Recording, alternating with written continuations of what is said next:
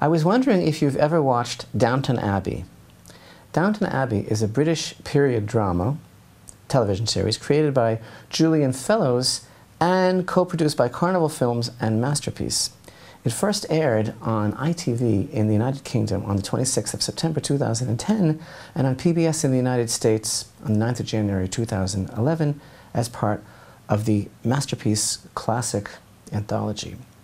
The series, Downton Abbey, set in the Yorkshire County estate of Downton Abbey, depicts the lives of the aristocratic Crowley family and their servants in the post-Edwardian era, with the great events in history having an effect on their lives and on the British social hierarchy. Such events depicted throughout the series include news of the sinking of the RMS Titanic in the first series, the outbreak of World War I, the Spanish influenza pandemic, and the Marconi scandal in the second series, and the interwar period and the formation of the Irish Free State in the third series. And by the way, there is a new series that's going to be revealed in America in January 2014. I just happen to know that. You may be wondering why I bring this up. Does it have anything to do with this week's Torah portion, Parashat Pinchas? You see, much of the focus in Downton Abbey is on the need for a male heir to the Grantham estates and the troubled love life of Lady Mary as she attempts to find a suitable husband. The device that sets the drama in motion is the entail. That's E-N-T-A-I-L, accompanying the fictional earldom of Grantham, which endows both title and estate exclusively to male heirs. In common law, a fetail or entail is an estate or inheritance in real property, which prevents the property from being sold, devised by will, or otherwise alienated, but which passes automatically by operation of law to the property owner's heirs upon his or her death. The term fetail is derived from the medieval Latin feodum talitum, which means cut short fee. You see, here in Parashat Pinchas, we are getting ready to go into the land of Israel, and everything now is focused upon going in. And this week, we begin to deal with the issue of dividing the land according to the tribal portions.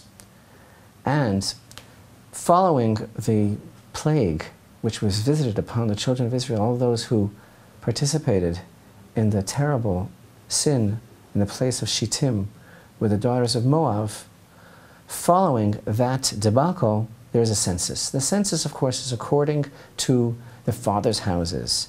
And now we're about to go into the land of Israel, and the land is going to be apportioned according to the tribes, according to the descent of fathers.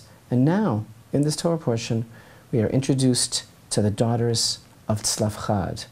Who was this mystery man, Tzelaphchad, who is not on the scene now? So here, in our Torah portion, in chapter 27, we begin to read, Vatikravna benot Tzelaphchad, ben Chefer, ben Gilad, ben Machir, ben Menashe, lemishpachot Menashe ben Yosef, ve'ele shmot benotav, Machlah, Noah, ve'Hogla, Milcah, and Tirzah. We read, the daughters of Tzelaphchad, son of Chefer, son of Gilead, son of Machir, son of Menashe, of the families of Menashe, son of Joseph, drew near. And these are the names of his daughters, Machlah, Noah, Hogla, Milcah, and Tirzah. And they stood before Moshe, before Elazar the Kohen, and before the leaders, and the entire assembly at the entrance to the tent of meeting, saying, our father died in the wilderness, but he was not among the assembly that was gathering against Hashem in the assembly of Korach, but he died of his own sins, and he had no sons. Why should the name of our father be omitted from among his family because he had no son? Give us a possession among our father's brothers. And Moshe brought their claim before Hashem. The verses seem to indicate ostensibly that Moshe was not aware of what the halacha would be until now. And Hashem said to Moshe, saying, the daughters of Tzelaphchad speak properly. You shall surely give them a possession of inheritance among the brothers of their father, and you shall cause the inheritance of their father to pass over to them and to the children of Israel. you shall speak, saying, if a man will die and he has no son, you shall cause his inheritance to pass over to his daughter. Once again, as in the case of Pesach Sheni, we have here a tremendous halachic, unprecedented innovation in Torah, which was brought about by the initiative of the people themselves. And this time, it was the initiative of a group of women. Now, these women are orphans from their father, and Tzelaphchad, mysterious. Who was he?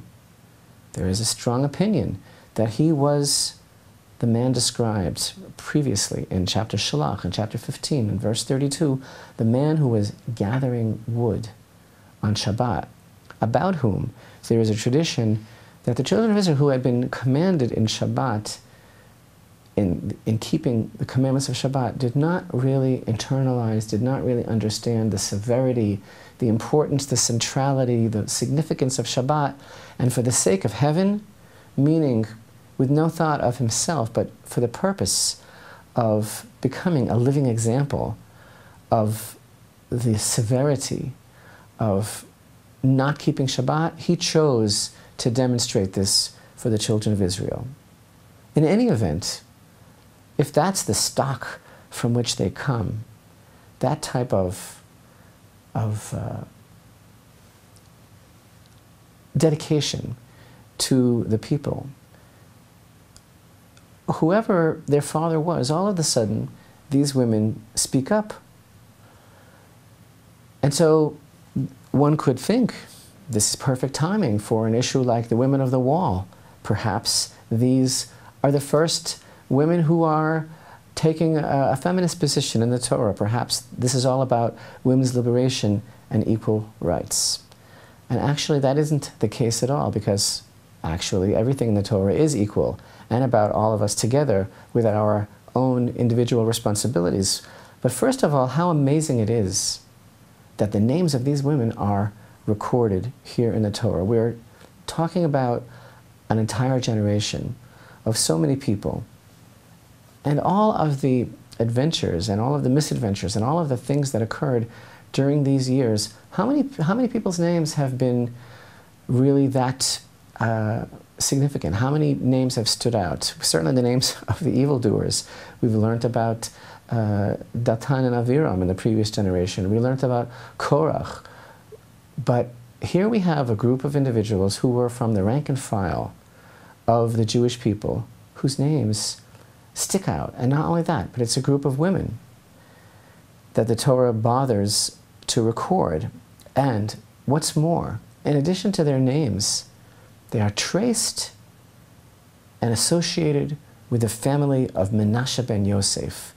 This verse purposely, specifically, traces them all the way back to Yosef through Menashe. And there's a very good reason for that, because there is a lesson here regarding the daughters of Tzelaphchad. But it's not a lesson that would be embraced by the caustic women of the wall who are essentially looking for an opportunity to unravel the fabric of our society, and who are looking for, and who are very opportunistic, and who are looking for an opportunity to have some sort of a face-off with establishment for the sake of their own particular agenda. This actually, the daughters of Tzelaphchad, is the story of the Zionist enterprise, and it's the story of loving the land of Israel above all else. And when one loves the land of Israel above all else, no personal or political agendas really matter. Everything else seems to fall by the wayside. So first of all, what we do know about the daughters of Tzelaphchad is that they are descendants of Menashe, descendants of Yosef. And why do you think the verse bothers to associate this generation all the way back with Yosef?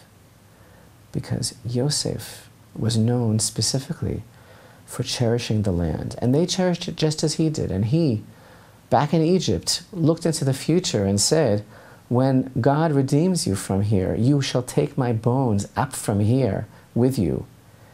And they, in general, the daughters of Tzelaphchad, in addition to their tremendous wisdom and their own tremendous righteousness and sense of altruism, which obviously they inherited from their father. How altruistic can you get?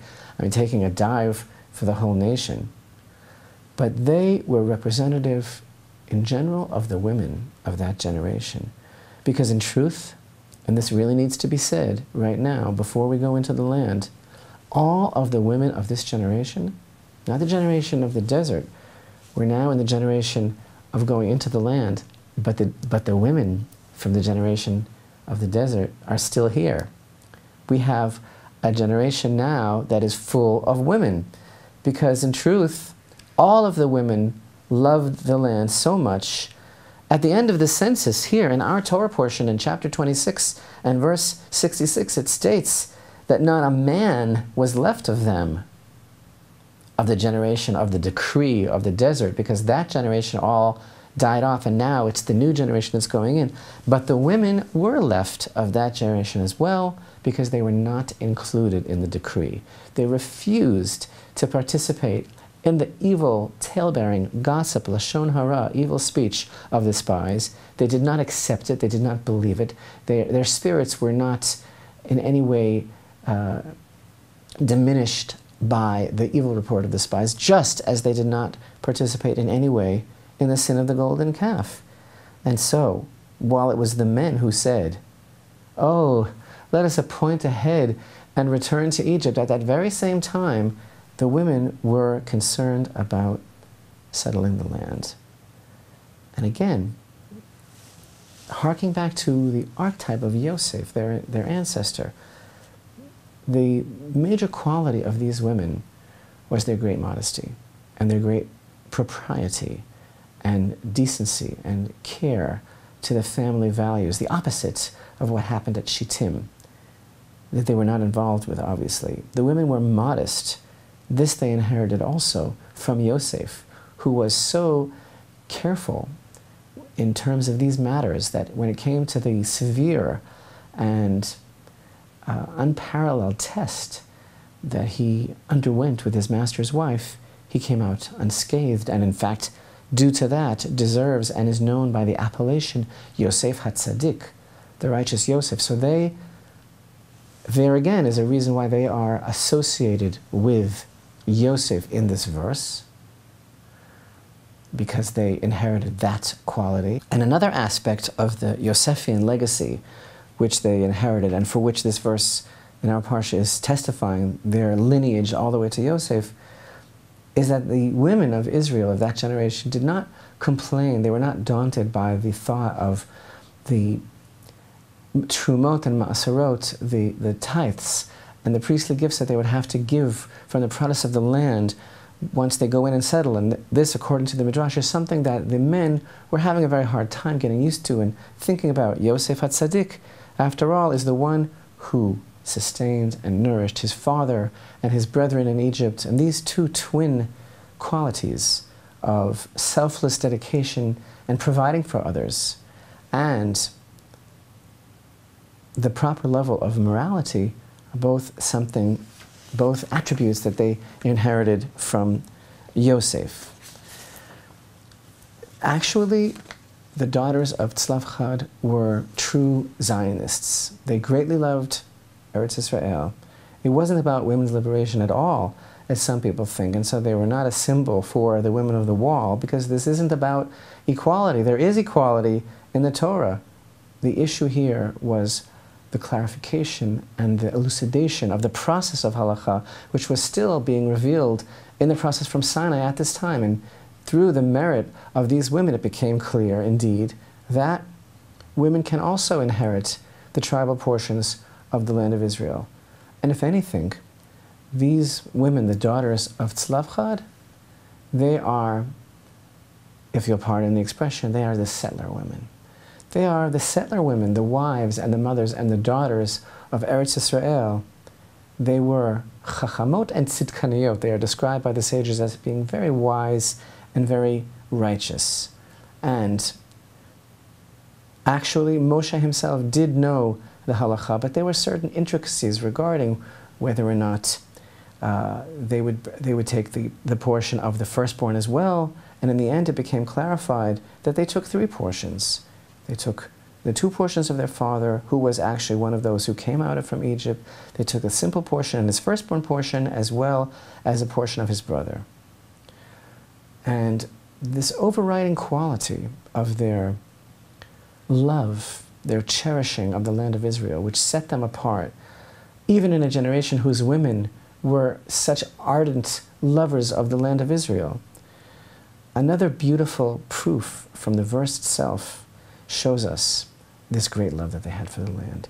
Because they asked for a portion from among our father's brothers, not from amongst our grandfather's brothers, meaning they were not asking for a portion of the half of the tribe of Manasseh that had already settled on the other side of the Jordan. Together with Reuven and Gad, half of the tribe of Manasseh settled Me'ever leYarden, and this is not what they were asking for.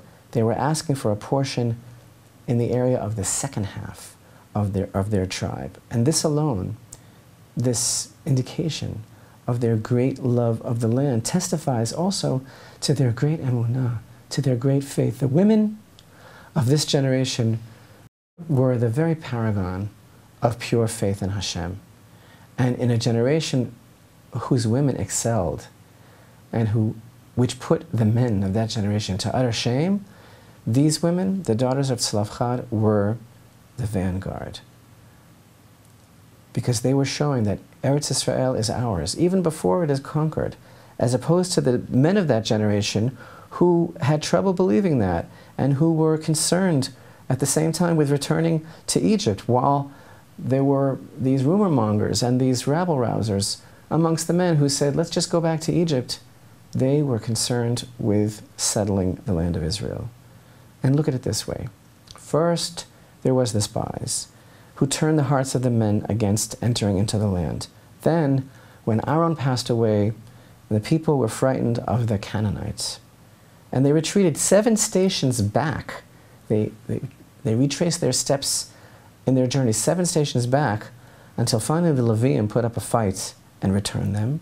And then, after Moshe smote the 2 kings of the Amorite, the men had trouble believing in succeeding, that they would succeed in conquering the land that Hashem gave them.